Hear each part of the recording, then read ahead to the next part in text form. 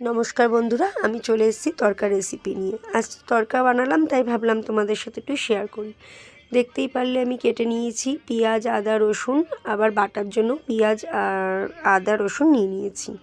তো চলো তরকাটা আমি এখানে করে নিচ্ছি। প্রথমে আমি মশলাগুলো ভেজে নিলাম, তারপরে প্রেশারে তরকাটা তরকাটা দিয়ে দিলাম।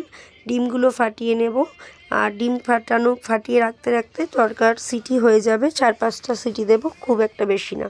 তো এখানে মশলাটা আমি বেটে রেডি করে নেব।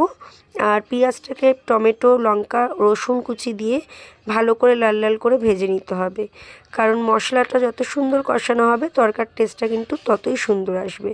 তো দেখতেই পাচ্ছ আমার মশলা বাটা কমপ্লিট, আর এদিকে প্রেশারের সিটিও পড়ে গেছে। ডিমগুলো লাল লাল করে ভেজে রেখে দেবো আমি।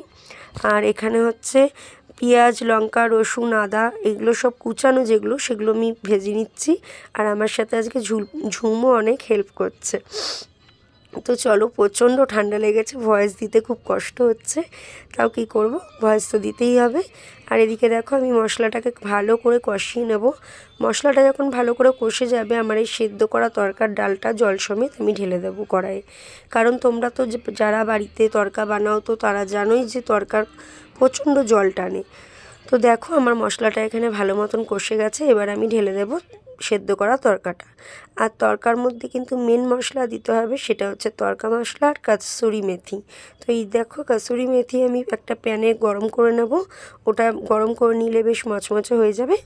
তো তারপর আমি তরকা মশলা দিয়ে আর বাটার আর নামানোর সময় ধনেপাতা ছিটিয়ে নামিয়ে নেব।